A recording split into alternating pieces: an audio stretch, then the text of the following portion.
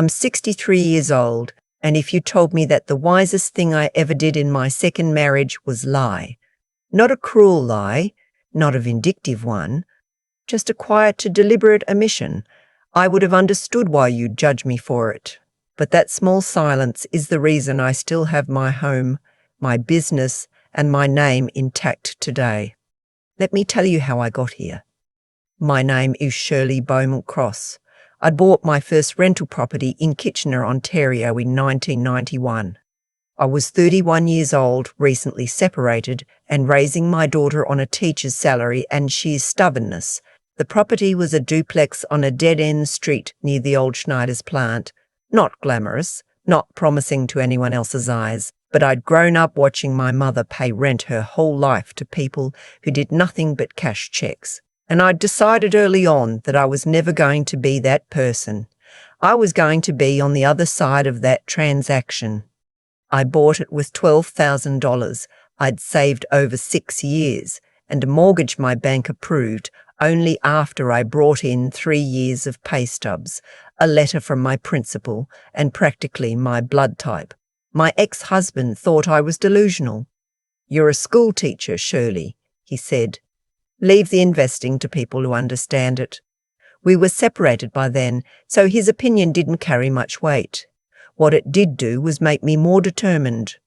I fixed that duplex up myself, or as much as I could manage on weekends while my daughter was at her father's. I learned to paint, to caulk, to replace the toilet flapper at 2 a.m. with YouTube, didn't exist yet, and the library book open on the bathroom floor. I rented it to a young couple and a retired postal worker. Both stayed for years. By 1998, I had 3 properties. By 2005, 5. By the time I retired from teaching in 2017 at 57, I had 9 rental units across Kitchener-Waterloo, plus a small commercial unit on King Street that I rented to a physiotherapy clinic. The portfolio was worth somewhere between $3 and $4 million by conservative estimate, maybe more, given how the region had grown. I wasn't rich in a splashy way. I didn't have a vacation home or a boat, but I was secure in a way that felt almost miraculous when I thought about where I'd started. My daughter, who I'll call my girl, she hates being mentioned in stories like this, had built her own life in Vancouver. She worked in environmental consulting. She was proud of me, and I was proud of her, and we talked every Sunday without fail. And I was lonely. That's the part people don't like to say out loud, but I'll say it. After 30 years of doing everything alone, the furnace calls at midnight, the tenant disputes, the property tax appeals, the years of eating lunch at my desk so I could leave school early to meet a plumber, I was tired of the solitude. Not the independence, never the independence, but the solitude, yes. There's a difference between the two that I hadn't fully understood until my late 50s. I met my husband at a fundraising dinner for a local hospice in the fall of 2019. He was sitting 2 seats down from me at a round table, silver-haired, well-dressed in that understated way that speaks of old habits rather than new money, and he spent the first hour of the evening talking to the elderly woman on his left with what seemed like genuine attention. That impressed me. A man who listens to old women is usually a decent man, or so I thought. His name was Gerald Ashworth. He was 69, a widower of 3 years, retired from a career in municipal planning. He'd spent decades working for the region of Waterloo, then consulting. He owned a modest home in Waterloo, drove a sensible car, had no obvious pretensions. We exchanged numbers that night and had coffee the following Thursday. I want to be clear about something. I didn't fall recklessly in love. I'm not a reckless woman. I'd been alone long enough to know that caution is its own form of wisdom. But over the following months, Gerald was patient, attentive, and consistent. He showed up when he said he would. He didn't push. He remembered the small things, that I took my coffee with 1 sugar, that I'd had a difficult tenant situation I was stressed about, that my daughter's birthday was in March. For a woman who had spent decades being the one who remembered everything for everyone else, being remembered felt extraordinary. We dated for 2 years. 2 years of Sunday dinners and drives through the countryside and evenings by the fire with the kind of comfortable conversation I hadn't had with another adult in longer than I could admit. And yes, before anyone asks, I had him checked. Not formally, not with a private investigator.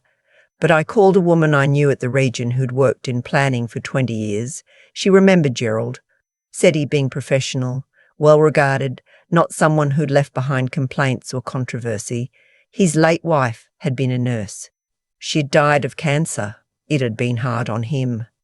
That was the extent of my due diligence. And I know, for someone with my assets, it wasn't enough.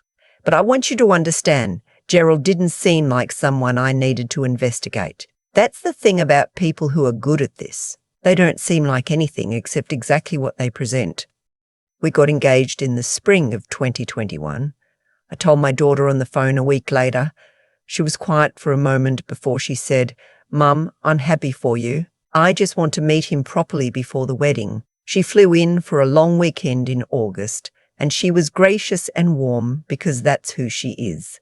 But the night before she flew back to Vancouver, she sat with me on the back porch and said, "His son gives me a strange feeling, Mum."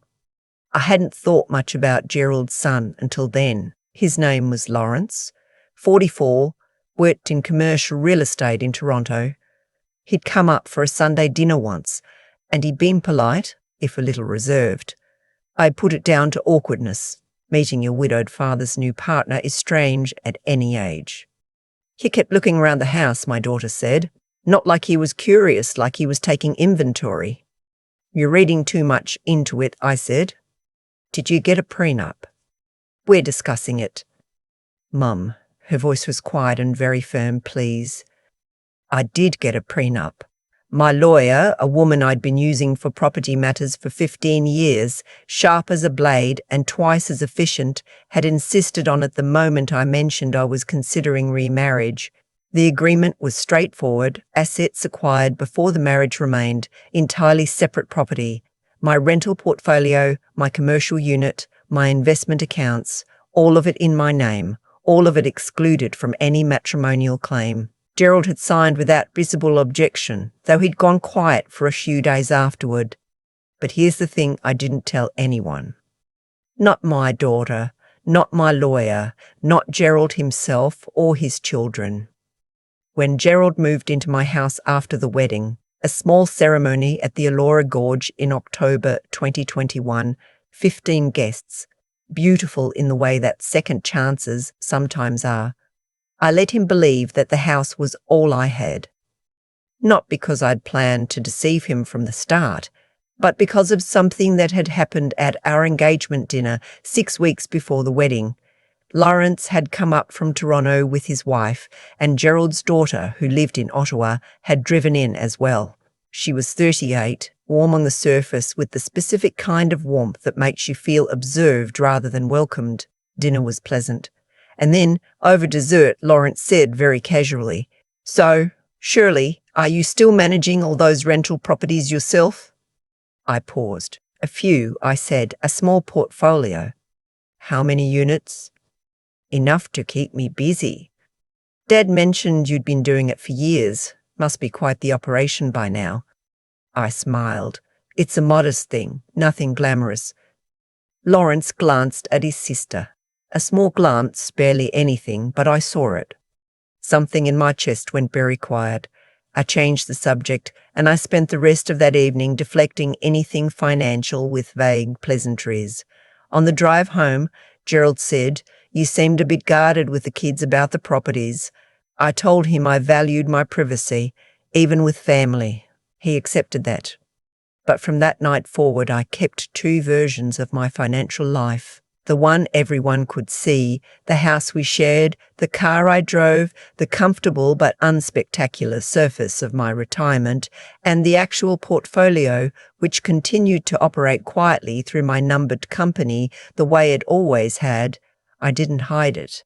Everything was properly filed, legally documented, exactly as it had always been. I simply stopped volunteering information. If Gerald asked something specific, I was vague. Oh, the rents cover the expenses and a bit extra. Nothing dramatic. He didn't push. The first year of marriage was genuinely good. Gerald was a considerate housemate. He cooked on Wednesdays. He handled the snow removal without being asked. We took a trip to Prince Edward Island in the summer that was one of the loveliest weeks I'd had in years. I let myself believe I'd been wrong to be guarded, that the glance between Lawrence and his sister had been nothing. Year 2 is when it started. Lawrence began calling more frequently. Not me, Gerald. Long calls, sometimes after dinner, that Gerald would take in the den with the door pulled mostly closed. I'm not a suspicious person by nature, and I told myself that a father and son talking privately is normal. But then Gerald started bringing up the properties in conversation. Casual remarks. Lawrence says the Waterloo market is really moving. Have you had your units appraised lately? Or there are apparently significant tax advantages to restructuring property holdings at our age. Lawrence knows someone who does that kind of planning. I listened. I noted. I said, I'm happy with my current arrangements. Then his daughter, I'll call her by her relationship to me, my stepdaughter, drove in from Ottawa for a weekend in the spring. She spent Saturday afternoon asking me to walk her through the neighbourhood, which I thought was friendly, until I realised she was photographing street numbers and property frontages on her phone. Not conspicuously, but I noticed. Do you invest in real estate yourself? I asked her. I've thought about it, she said. It seems like such a stable long-term play. I said nothing more. Lawrence arrived the following month, unannounced, on a Tuesday morning when he knew Gerald was at his men's breakfast group. He said he was just passing through on his way back from a client meeting. I made tea and sat across the kitchen table from him and watched him work. He was good. He asked about my health, about my retirement, about whether I found the house too large now that it was just the two of us. He mentioned, as if it had just occurred to him, that his firm did property management and that some clients in my position hold as single women, he said. And I watched him realise immediately that he'd said the wrong thing. Found it a relief to hand off the administrative burden. Not that you couldn't handle it, he added quickly. I just know Dad worries. Gerald worries about my properties. Just in the sense that it's a lot for one person. It's been a lot for one person for 30 years, I said. I seem to have managed. He left not long after. I sat alone in my kitchen and I let the feeling settle in my chest, the same feeling I'd had at the engagement dinner. A quietness, a clarity. I called my lawyer that afternoon. I asked her to do something I should have asked her to do before the wedding. Run a full background search on Gerald Ashworth and his children. She was quiet for a moment. Shirley, what's happened? Nothing I can prove yet, please just look. She called me back 11 days later. Her voice, when she spoke, was the careful, neutral voice she used when delivering difficult information. Gerald had been married once before his late wife, a woman he'd been with for 4 years in the early 1990s. She had also owned property, a small apartment building in Guelph, which she had signed over to Gerald's name 18 months before they separated. The separation had been sudden. She'd initiated it and left the province. Gerald had kept the Guelph building and sold it a year later. The woman had, according to public records, contested nothing. My lawyer had tracked down a distant reference in a regional court document suggesting a dispute had been initiated but withdrawn. Lawrence had been sued twice by former business partners for breach of fiduciary duty. One case had settled out of court. The other had resulted in a finding against him that had been appealed and then quietly resolved. My stepdaughter had a judgment against her in Ontario Small Claims Court from a former tenant who'd accused her of misrepresenting a rental property she'd briefly managed. The amount was small. The pattern was not. I sat with my lawyer for 2 hours. Then I went home, made dinner, and watched Gerald read his newspaper across the kitchen table. And I made a decision. I was not going to panic. I was not going to confront anyone prematurely. I was going to build a record. Over the following 4 months, I documented everything. I bought a small voice recorder, entirely legal in Ontario for one-party consent conversations, and I kept it in my cardigan pocket on days when I sensed a conversation coming. I kept notes after every phone call. I asked my property manager, a man I'd trusted for 11 years, to flag any unusual inquiries about my units. Calls from unknown parties asking about ownership, vacancy, or management structure. There were 3 such calls, all from the same Toronto number, Lawrence's office. Then Gerald asked me to sign a document. He came to me on a Sunday evening with a folder of papers and an expression that was all warm concern. He said his financial advisor had suggested that at our age it was prudent to have mutual powers of attorney, standard stuff, he said, for couples, the ability to manage each other's affairs if one of us became incapacitated. He slid the papers across the kitchen table. I read every word. It took 20 minutes. Gerald sat across from me, patient, his hands folded. The document was not a standard power of attorney for personal care. It was an enduring power of attorney for property, meaning it would grant Gerald the legal authority to manage, sell, or transfer my assets. It included a clause that would trigger the moment I was deemed to have any reduced decision-making capacity, a threshold so vague it was almost meaningless. "Gerald," I said quietly, "I'm not signing this." "It's just a precaution, Shirley. It's a property power of attorney. That's not what you described." Lawrence helped draft it. He said it's what all their clients do at our stage of life. "I'm sure he did," I said. "I'm not signing it." He went cold. Not visibly angry, Gerald wasn't the type, but cold in a way I recognised. The warmth switched off like a tap. He took the folder back, thanked me for considering it, and spent the next 3 days in a polite, impenetrable silence. I called my lawyer the following morning. I told her everything. She was quiet on the other end of the line for a moment. Then she said, "Shirley, I need you to listen to me carefully. What he presented you is a document that, if signed, would have given him effective control of everything you own.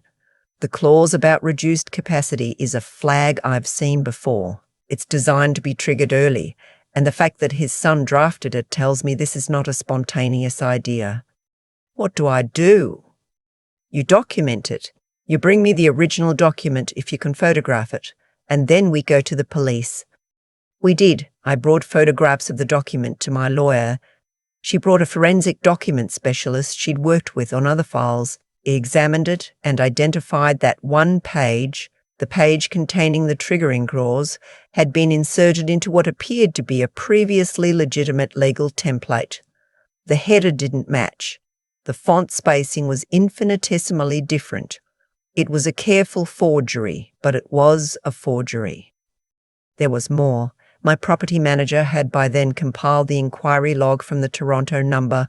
My lawyer, working with a private investigator she retained, traced those calls and found that Lawrence had also made contact with one of my tenants, a woman in my King Street commercial unit, asking whether she knew who managed the property at that address and whether the owner had ever mentioned selling.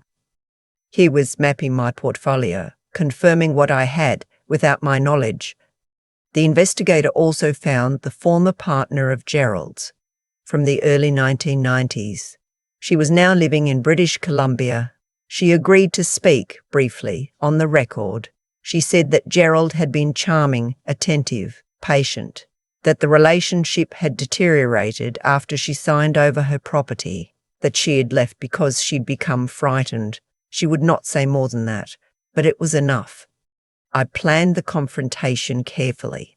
I chose a Saturday afternoon in November when I knew Lawrence and my stepdaughter were both planning to visit for what Gerald had described as a family discussion about the future. I had asked, and Gerald had said it was just an informal chat. I said that sounded lovely. My lawyer came. The private investigator came. A detective from the Waterloo Regional Police who had reviewed our file came. And I also invited via my lawyer the woman from British Columbia. She joined by video call on a laptop I set up on the sideboard in the living room. When Gerald came downstairs and saw who was sitting in his living room, he stopped on the bottom step. "What is this?" he said. "A family discussion," I said, "about the future. Isn't that what we'd planned?" Lawrence arrived 10 minutes later. He came in through the front door with my stepdaughter and stopped dead when he saw the detective. I stood in my own living room, the house I had bought in 2003 with money I'd saved by marking papers on my kitchen table on Saturday nights, and I looked at all three of them. "I've spent 30 years protecting what I built," I said. "I did it through recessions, through a marriage falling apart, through a market that didn't particularly want women as landlords. I did it by being careful and paying attention and not signing things I didn't understand. Did you really think that I would stop being careful just because I was lonely?" My lawyer placed the copied documents on the coffee table, the forged power of attorney, the inquiry log from Lawrence's office, the records of the previous relationship, the court findings. The detective addressed all three of them in the quiet, formal way that detectives do. Lawrence said he wanted to call his lawyer. Gerald said nothing. He looked at me with an expression I didn't entirely recognize. Not hatred exactly, but a kind of recalibration, like someone who had underestimated the terrain and was now accounting for the error. My stepdaughter began to cry, which was the first genuine emotion I'd seen from her. Lawrence was charged with fraud and attempted forgery. Gerald was charged with conspiracy and elder financial abuse under Ontario's legislative framework. Charges that, my lawyer explained carefully, had been strengthened significantly in recent years, precisely because this kind of exploitation is more common than people realise. My stepdaughter cooperated with investigators and provided information about the family's previous schemes in exchange for a reduced outcome. There had, it emerged, been a pattern going back further than Gerald's first previous partner. A woman in Hamilton in the mid-2000s had been targeted. She'd caught it early and said nothing publicly because she was embarrassed. She came forward now. The divorce was finalised 7 months after the arrests. The prenup held perfectly. Gerald received nothing. His legal fees were substantial. Lawrence's real estate licence in Ontario was revoked during the investigation. I am 63 years old. I still own 9 rental units and the commercial space on King Street. My property manager still calls me on Thursday mornings with updates. My daughter flew back from Vancouver when everything came out and stayed for 3 weeks. And on the last night before her flight home, we sat on the same back porch where she'd warned me about Lawrence, and we opened a very good bottle of Ontario wine and didn't talk about Gerald at all. I haven't remarried. I don't think I will. But I want to say something to anyone who's listening because this is the part that matters. When people hear this story, the first question they ask is, why didn't you investigate him properly before you married him? And that's a fair question. I should have done more. I know that now. But I want you to understand something about how people like Gerald operate. They are not obvious. They are not rushed. They spend years being exactly the person you needed them to be because they've learned that patience is cheaper than detection. The woman from BC told me she never felt a single alarm bell until the moment the property was transferred. That's how it works. What saved me was not superior intelligence. It was a single quiet instinct, the glance between Lawrence and his sister over dessert that told me to keep something for myself, to not lay all my cards on the table just because someone had been kind to me for 2 years, to understand that my assets were mine not because I was paranoid, but because I had earned them. Over 30 years of work that no marriage had produced and no marriage could claim. Protecting yourself isn't a failure of trust. It's a recognition that you cannot always know, in advance, who deserves it. I still walk my properties every few months. I still stop at the old duplex on the dead-end street in Kitchener. I kept it all these years, long past the point I needed to. And I look at it the way you look at something that showed you who you were before you knew it yourself. A tired little building that nobody else wanted. And I think about the 31-year-old woman who signed those papers with shaking hands and a mortgage that felt like a mountain. She built something, and it's still hers.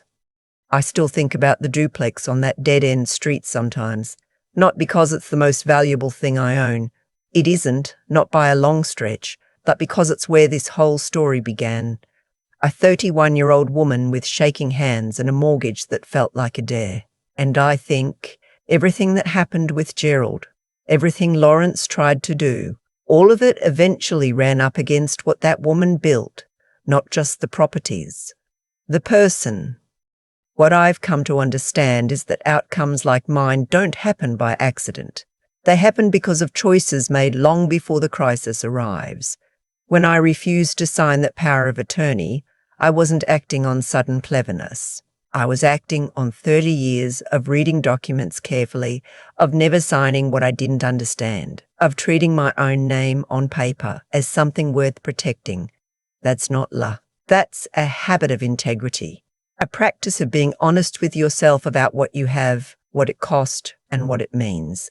Gerald counted on me abandoning that habit because I was lonely and grateful. He was wrong. And the intelligence, not the clever kind, not the kind that shows off, the quiet, observant kind. The kind that notices a glance between two people over a dessert plate and files it away without making a scene. The kind that asks questions that seem casual but aren't. The kind that calls a lawyer, not when something has gone wrong, but when something feels slightly off. I think that's what women my age are sometimes told to suppress. Don't be paranoid, don't be cold, don't let your guard make you unlovable. But paying attention is not paranoia. It is, in fact, one of the most important things a person can do for themselves. I paid attention. It was enough. And then there's the persistence, the sheer, unglamorous, decades-long persistence of building something when no one expected you to succeed, and then continuing to protect it when someone expected you to let it go. I didn't fight Gerald in a single dramatic moment. I built a case over 4 months. I kept notes. I recorded conversations. I trusted my property manager, my lawyer, my own instincts, more than I trusted the warmth of a man who had been kind to me for 2 years. That's not easy. It costs something. But it's what endurance actually looks like from the inside. Not heroic, just steady. Shirley's story. My story isn't really about a bad marriage. It's about what happens when someone who has spent a lifetime building something refuses to stop protecting it just because they're tired or hopeful or afraid of being alone. Gerald and Lawrence made a calculation. They assumed that at 63 I would be softer than I was at 31. They were wrong. I was exactly as careful. I was just quieter about it. The duplex is still there. I drove past it last October, on a Tuesday morning with the maples just turning. A young couple lives on the top floor now. I don't know them. They don't know me. They don't know that this ordinary building, on an ordinary street, is where someone decided a long time ago that what she built was going to stay hers. It did. It still is.